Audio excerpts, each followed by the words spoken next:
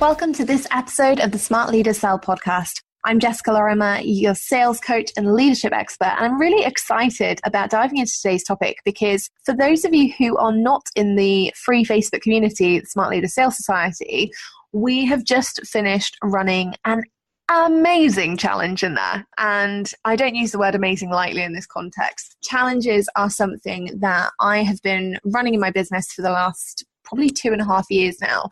And roughly once a quarter, I run a challenge and we change the community, we change people's businesses, we pivot different things, we look at different elements. And this one's been no different. The feedback has been phenomenal. The amount of growth has been phenomenal. And so this episode is all about running an effective challenge and how you can do the same thing, how you can run an awesome challenge that really brings your community together, that builds your visibility, builds your brand, and that can act as a launch trigger if you want it to as well. So just in case you want the notes for this episode, if you want the actionable cheat sheet, please make sure that you go into the show notes and you hit the little link at the bottom there. We've created recently a totally free members portal where you can access all of the amazing cheat sheets that my assistant Beth has worked her backside off to create so that you can have all the actionable steps from every single episode. You can fill them out, use them as worksheets, and basically keep track of where you are. So if you want those, make sure you head into the show notes and grab that at the end of the episode.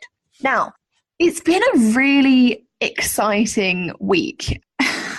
It's been a really odd week as well. So for the last couple of weeks, I've been kind of teasing in my community or in my free community on the podcast that I've got some really exciting things coming up this year. And within the space of like 2 days, I was told that I was allowed to announce 2 massive things that I'm actually going to be doing this year that I'm really excited to share with this community, because both of these things have made a huge difference to my business over the last 12 months. So I just want to take a second to remind everybody about a little episode that appeared on the podcast in November 2017 after I went to an event called Upreneur, run by the amazing Chris Ducker. And basically, I went to Upreneur last year. I was absolutely blown away by how awesome the event was. I got to meet some amazing people: John Lee Dumas, Pat Flynn, Janet Murray, Carrie Green, lots and lots of just incredible entrepreneurs and speakers, and got to spend my weekend soaking up and learning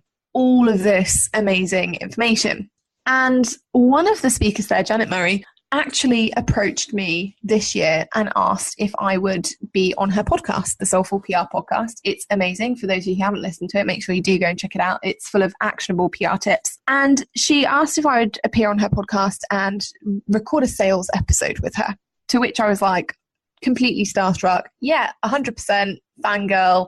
I'd love to be on it. So off I trotted and I appeared on the podcast, and it was a really fun episode. Me and Janet had a blast recording it. And then she emailed me afterwards and she said, do you know what? My members have really enjoyed the podcast episode you did. Would you mind coming in and doing a sales masterclass for my membership? And I was like, yeah, 100%. One of the things that I really enjoy is helping people out, and is featuring as a guest expert for people that I really know, like, and trust. So I was like, yeah, 100%, I'd love to do that. So I trotted off and I did this masterclass for her. And again, had a fantastic time getting to know everybody in her membership. Everyone was really welcoming. They asked really interesting sales questions, which was awesome. And then she approached me again and she said, hey, look, I'd really love it if you would be a speaker at my event in 2018, Media Influence Live. And I was over the moon. All right. So my first big announcement is that I will be speaking at Janet Murray's Media Influence Live 2018 in July this year. I'm really, really excited about it. And I wanted to share it with everybody on the podcast because I know that I bang on quite a lot about how important PR is. And it really is. I've built an awful lot of visibility around my brand when it comes to PR. And, obviously recently I've had a few TV features and magazine articles, all this kind of thing. And so to be asked to speak at an event with a ton of journalists, a ton of TV producers, a ton of people who are great with visibility, is just a huge honor. And it came directly from participating as a delegate at the Upreneur Summit. What then came of that, so again, and this is where the lesson for today comes around participation, and I'll talk about that in a bit, but I then got an opportunity that I was offered by Chris Ducker himself, so founder of Youpreneur and author of The Rise of the Youpreneur, which again, fantastic book. Chris gave it away at the Youpreneur Summit last year and I read it on the train home because it was just so good. And he actually approached me and asked if I would like to be a speaker at this year's event, to which I was absolutely overawed, gobsmacked, and supremely chuffed because Youpreneur was such a big turning point for me in November. You know, it really, really impacted me and my business in huge, huge ways. And to be asked to speak on the stage this year with some incredible entrepreneurs, including Jay Bayer, Jada Selner, Carrie Wilkerson, Jenny Flintoft, is a huge, huge honor. So I just wanted to share that with you and let you know that if you are looking for events this year, if you are somebody who's thinking, actually, I really want to meet people in person, I really want to hug actual people and network with some amazing people, those are two of the events that I'll be speaking at this year. So obviously, Media Influence Live is in July and Youpreneur is in November. And so if you are around and you think, oh, that crazy podcast kid, I'd love to have a chat with her, then I will be at both those events and I'll be there for hugs and hilarity if you're popping along. But anyway, let's dig into today's episode because I'm really, really excited about it. And I want to kind of preface this with challenges they've kind of gone through cycles in the last year, I'd say. You know, they got really popular for a while. And so for about 8 months in 2017, you literally couldn't get away from challenges. Everyone and their dog was running one. And some of them were great and some of them were just not great. I was going to use a different word then. I was like, no, I'm not going to go explicit this early, this early in the podcast. But it's really interesting for me because I see so many shiny objects pimped as the next big sales trick or the next big sales technique. And I always kind of look at it and roll my eyes a little bit because what happens when tons and tons of people use things or use strategies is that some people use them really well and they become super effective. And some people just don't put in the effort required. And therefore, the minority kind of ruins it for the majority, right? So when we have all these crappy challenges knocking around, people tend to think, oh God, I don't want to participate in another challenge. Or, oh, I'm going to sign up for something. I'm going to get bombarded with emails for like 3 to 5 days for the challenge. I'm not actually going to complete it because it won't be worth my time. And then they kind of, your audience just kind of fall out of love with them. So when it got to the end of 2017 last year, I made a real conscious effort that in Q1 in 2018, I wouldn't run a challenge. And I felt like I'd been over-challenged, if that made sense. I'd seen so many of them. I was kind of disillusioned with the way that they were being run. I was a little bit disillusioned about the way that people were teaching how to run them. And basically, I threw my toys out the pram, got my knickers in a twist and went, no, because people aren't running them the way that I want them to, I'm just going to sack them off for this quarter, which ironically is completely the wrong way to behave. So don't do that. If you're looking at that and thinking, yeah, okay, I do that quite a lot. Do you know what? It's normal, but honestly, it doesn't help your audience in any way. So when it came to planning out Q2 and me kind of thinking, what do I really want to do for my community? What will give them the most amount of value in the quickest amount of time? What's really going to help them move forward? I knew that I had to go back to challenges and I knew that I had to go back to running them the way that I run them and the way that I enjoy running them and the way that makes the biggest difference to my community. And that's what I want to share with you today, that process of running a challenge and making sure that you're running it in the best way for you, for your time, for your ROI, but also that your community is actually participating. And there are a few ways to kind of guarantee that your challenge is a success that I don't think we talk about often enough in the online world. So that's what I want to break down today and just kind of be transparent about. And obviously, if you do have any questions, if you get to the end of the episode and you think, actually, I've got a couple of questions about that, or I want to see how that went, you can pop into my free Facebook group, the Smart Leader Sales Society. You can tag me and ask there, or you can always email me, jessica@jessicalorimer.com, and you can just shout me and be like, hey, Jess, that challenge, what actually went down?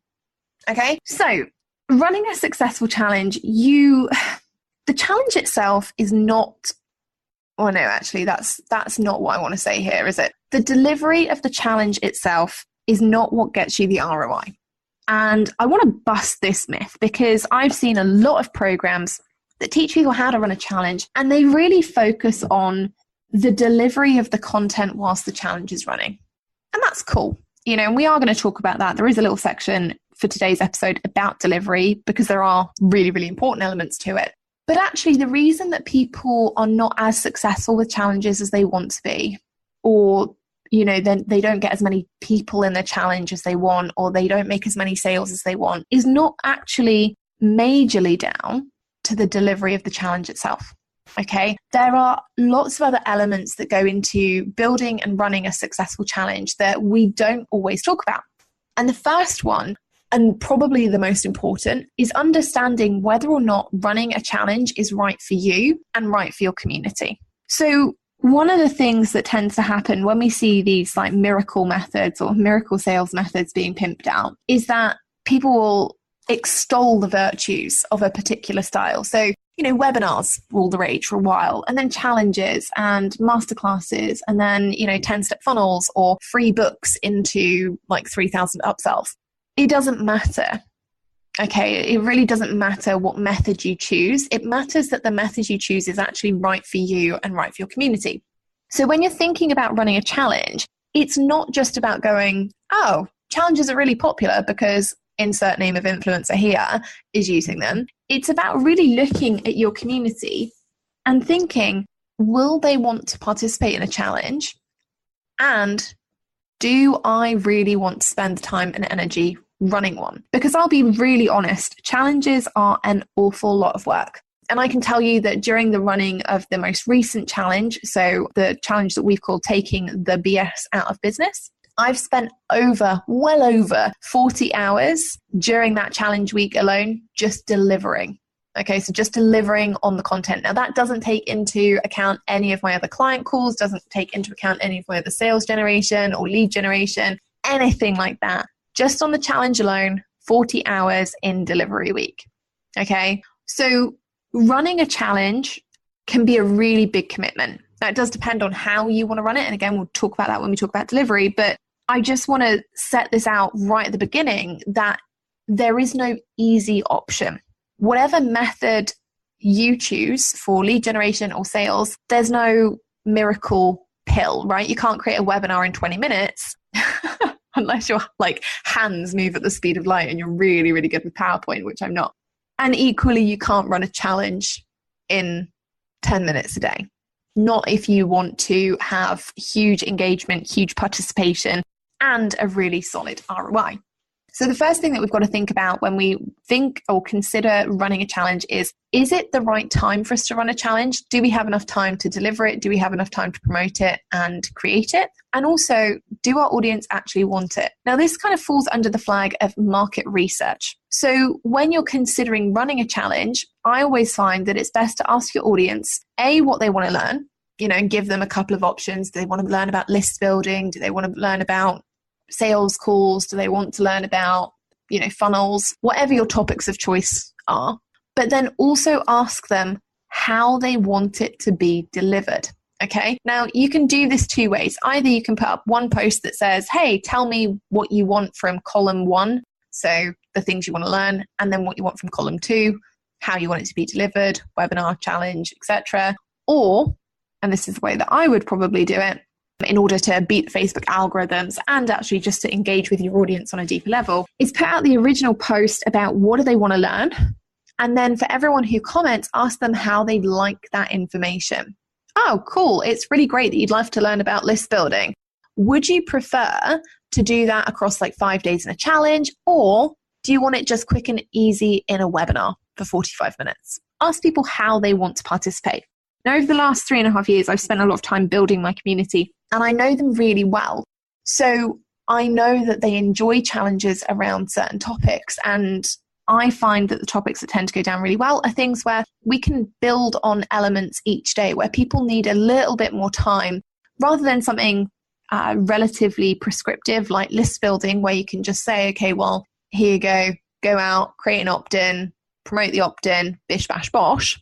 That's the very, very simple list building style there. It's more about challenges for my community, or the more successful challenges from my community have been about things that you need to think about and you need time to work through. So for example, we had a really successful challenge on messaging and polarization, and understanding how to craft your core message, understanding how to polarize positively, understanding how to be controversial, understanding how to use your message to get clients. But each element built on the previous day. So by the end of it, people could walk away and they could recreate their entire messaging and make it really, really easy for themselves. Now, the most recent one that we've done, and I did this with a biz bestie of mine, Heather Gray, is called Taking the BS Out of Business. And so what we wanted to do was really look at the things that are being taught in the industry that we don't agree with and turn them around so that people who were either new in business or who were pivoting in their business or who had a business that they liked but that wasn't performing at the level they wanted it to, could look at where they really were, where they were going wrong, and how they could fix those problems to build a business that they genuinely love and also that makes them the maximum amount of profit. And so the daily tasks that we were looking at each day built on the previous ones, and they were designed for people to go away, to think about, to test on their audiences, and then come back and be able to share their wins and share their new knowledge. Now, that's all going to be part of your market research. And you've got to know your audience. In order to run a challenge, you've got to know your audience and how they like to participate. So another couple of things to consider here when you're thinking about running a challenge is, how big is your current audience and how engaged are they? If you have a Facebook group of 10 people, a challenge may not be the best thing for them right then and there or for your ROI. However, if those 10 people are supremely engaged and you know that they would love to have 100 other people in your group, you could use your challenge as a list build activity or as a visibility activity and encourage them to get other people involved as part of the challenge. And then that helps you grow your audience and helps them, get to know other people as well and bring other people into the community, which is always really rewarding. Okay. So think about your current audience size and how engaged they are, and also what you want the purpose of your challenge to be. Now, that's going to be really important at the end of your challenge. If you have a purpose and your purpose is visibility, and at the end of your challenge, you've only added 5 people to your Facebook group, for example, then you are able to measure and understand, okay, this didn't necessarily go as I expected, and you can analyze where you went wrong and what you would do differently. Equally, if your kind of purpose of your challenge is sales, then the majority of your revenue is going to be made in the days after your challenge finishes. So again, you're going to have to wait a little while to wrap it up and debrief yourself so you can get a full picture of what that ROI looks like. All right. So just go into your challenge having a really clear purpose. Okay.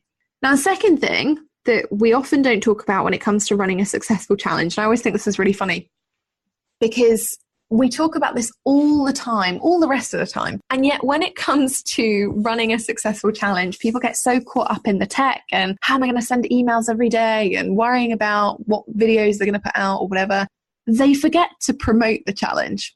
And again, this is something that really used to frustrate me last year when I would see tons of people graduating from courses based around hosting successful challenges. And they'd be like, yeah, I hosted a challenge, but I only managed to get 15 people, 30 people, 50 people. Now, I run challenges and I have done, like I say, for the last probably 2 years, every quarter, bar Q1 of this year. And every single time we've had 250 people plus participating, which gives a really, really good opportunity for ROI if we do use them as launch triggers in my business.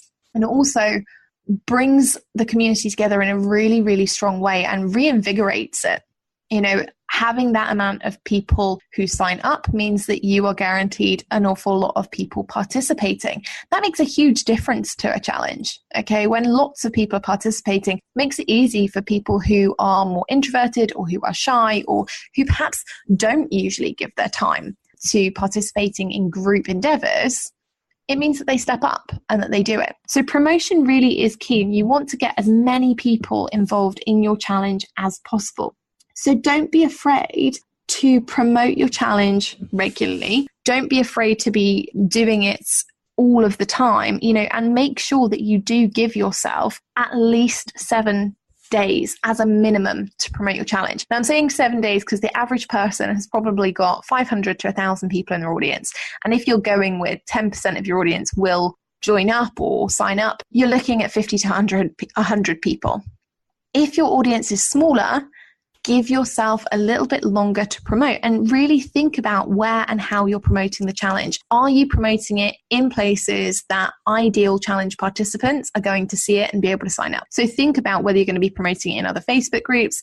Think about using your header or cover photos on your business page and your personal page on your social media accounts. Think about paid advertising if you're somebody who is experienced with paid advertising and wants to go down that route and wants to have a really solid and large challenge participant base. Personally, I don't promote with paid advertising for challenges. I use organic marketing within my free communities and that's it. But you can go absolutely down the paid advertising route if you want to. If you think that challenges are going to be your jam, go hard or go home, right? So make sure that you do give yourself that 7 days as a minimum and be really clear about the promotional activities. Now, if you're really wanting people to join up, but your audience presence isn't huge right now, you can always ask your current audience for referrals. Hey, encourage other people to join the challenge. We'd really love to have them on board if they want to learn about insert XYZ reasons. Or if you're connected really well with influencers or people who have bigger networks than you, who are congruent or collaborative to what you're doing and not competitive, you can always ask them for a favor and say, hey, I'm running this challenge. I think it would really benefit some people in your audience. Would you mind sharing it for me? And people are nice. Most of the time people are really nice and will do that for you. I know that for my dotties, I'm forever promoting really, really cool things that they're doing if they're relevant to my audience. And I'll promote them out to my business page and out to my email list because I think it's important that we ultimately help people that we know have integrity and that are going to get results and that are coming from a really good place of selling with integrity and who I know are going to deliver great experiences. What I'm not in the habit of is just promoting random stuff. I'm going to do an episode on that in a week or two. So watch out for that one.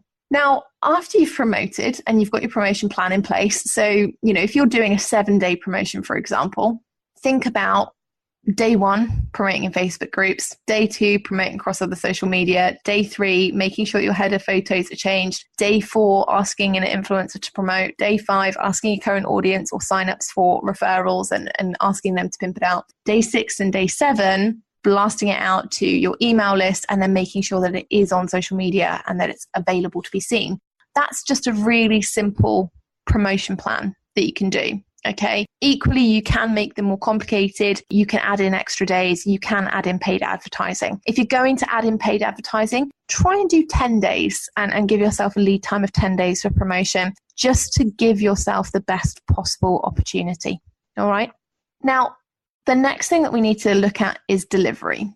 So this is where the majority of challenge courses are actually pretty hot. Right? They'll talk to you about how you need to schedule, plan, and deliver the challenge content. And it is really important because you've got to ultimately deliver a great experience. And if you don't, and it's the first point of contact that somebody has with you, or even the 5th or 6th, it doesn't leave a great taste. So when you're thinking about delivery for your challenge, be really specific about what you can commit to in terms of time, and therefore how you're planning to work that delivery model. So to give you an example, in my business, I'm somebody who, when I'm running a challenge, I take the rest of the week off from client calls. So last week I had 0 client calls and I think I did 3 sales calls. And the rest of my time was focused on delivering to existing clients and delivering in the challenge. And that was it. So I last week didn't do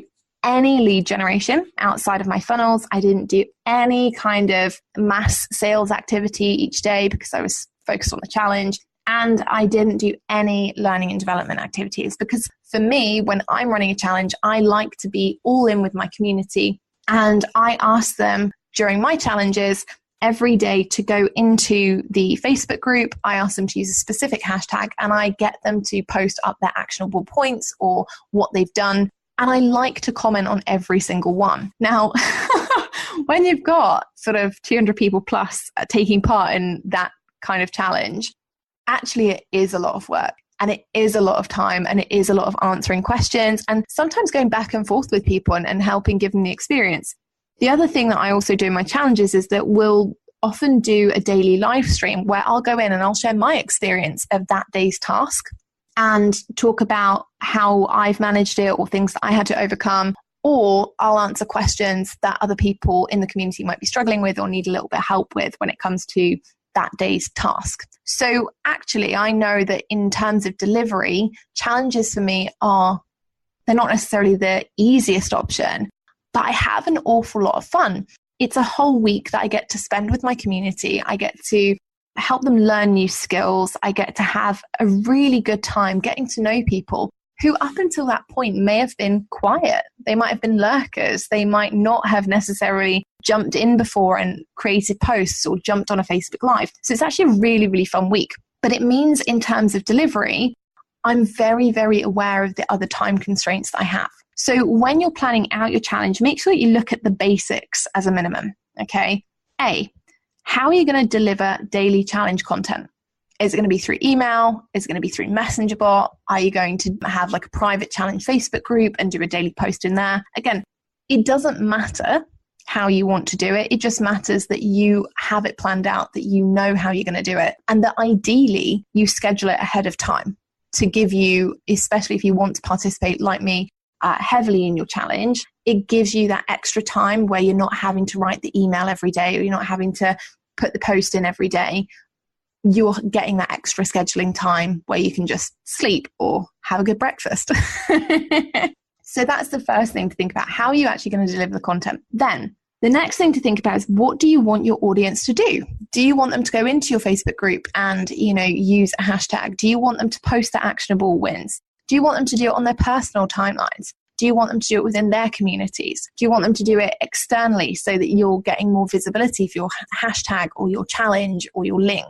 Think about what you're asking them to do each day. Now, I try and keep it to asking people to complete the tasks in the Facebook group. And if they want to share it elsewhere, then they get bonus points for doing that. And points equal prizes when it comes to my challenges. And the other thing that I do is that I make everyone aware right at the beginning of the challenge that no task will take them more than 15 minutes. I'm fully aware that my community is full of really busy people and they don't have, 40 minutes to an hour every day to do stuff for a free challenge. However, they've got 10 or 15 if something is really actionable and really easily implementable or that will make them think differently. So think again about, what time capacity does your audience need to complete every task, okay? And if you have different audiences, so if your audience is made up of busy parents, it's really unlikely that they're going to be able to participate in a challenge which requires them to do an hour of activity every day. Whereas if you give them 1 point every day that's going to take them less than 10, they're going to be able to make that happen. So think about the best way that you can help your audience succeed. And that comes down to how you're delivering the content, how long it's going to take them, and then how you're going to support them. So one of the things I've mentioned, I like to be really present. I like to answer questions. I like to give personal feedback on every single post. It takes me forever, but it's really important for my audience that they get the support that they need, because ultimately, there are people that I can help who can pay me, and there are people that I can help who can't. And running a challenge is a really, really good way for me to be able to give feedback to everybody and to be able to spend that time with my audience and really enjoying helping everyone from just a place of, this is a fun week designed to get you to the next stage in your business or to take you to that next level. All right. So think about how you want to support them. Now, you might think, Jess, you're absolutely crazy. Who spends 40 hours a week, going and helping their audience and feeding back on every single post? That would drive me nuts or into overwhelm. And that's totally cool. You get to do it your way. You might be somebody who wants to sit there in the evening and do a live stream instead and check in with your audience that way and just ask questions. You might be somebody who doesn't necessarily want to check in with your audience in a social media capacity and you want them to hit reply on every email, just let you know that it's done and that they're accountable. Again, you can choose whichever way works for you, but when it comes to thinking about delivery, you've really got to think about how you want to support your audience, okay? And then you've got to think about what you want to do or how you want to encourage them to participate. I'm a prizes person. I will do anything to win a competition or win a prize. I'm that kind of person. Competitive. Or super assertive, I'm not sure. But I really like prizes, and I think that people should be rewarded for effort. So one of the things that I always do with my challenges is I like to offer a prize at the end for somebody who has taken the most action or has participated in the most engaged way, etc. And that really, really inspires people to do the work. And they do show up every single day to compete, to be inspired, to be motivated, and also to potentially win a really cool prize. Okay, so think about how you want to gamify it. How do you want to inspire people to take part? Is it with prizes? Is it with the knowledge that at the end they'll have achieved something that's super actionable? Is it that, you're going to do something like a special masterclass or something for everybody who participates every day? Again, you choose whatever you like, but it's really important to motivate people to continue being part of the challenge. And then finally, it's about wrapping it up. And this is where we come back to that piece around purpose earlier. What is the purpose of your challenge? Now, the wrap up of your challenge will change depending on what the point of it was. So if the point of the challenge was visibility, you'll wrap up your challenge having added numerous people to your email list or your Facebook community, and you'll wrap it up simply by welcoming them to the group, letting them know what they can do from this point forward. How can they build a better relationship with you? And you might have a call to action around them downloading something else or potentially selling something small. But if visibility was the true purpose of your challenge, for you, it's more about wrapping it up in a way that welcomes those new members and make sure that they know what to do and how to build a relationship with you moving forward when you're not spending all this time on the challenge. Okay. Now, if obviously your challenge is a trigger for a launch, for example, so you get to the end of the week and you want to sell something, then your wrap up needs to include a really solid sales pitch. You need to explain to people what the challenge has done for them and how it's benefited them so far, and also what the next step is. Explain that for some people, the next step, they won't necessarily have to go and buy a course or program to do that. And for some people, they will. And give a really solid pitch around, this is what you can expect. This is why I feel like it would benefit people who've participated in the challenge, and give them any special incentives that they might earn for being a challenge participant. You might choose to give them a discount. You might choose to give them an extra special bonus. Again, you get to choose because you're the business owner, but it's important to really look at what your purpose of a challenge is, what you want to achieve from it, and then go ahead and wrap it up in the correct way.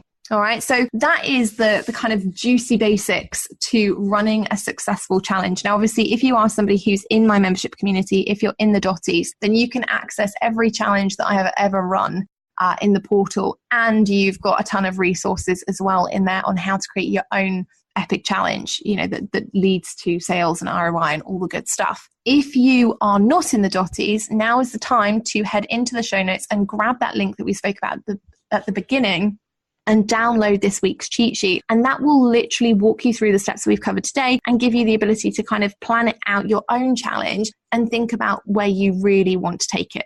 So if you've enjoyed today's episode, please make sure that you hit that subscribe button and leave a review. Let me know how we're getting on. And hopefully we'll see some more of you inside the free Facebook community, the Smart Leader Sales Society, so you don't miss out on the next challenge. I'll see you in the next episode.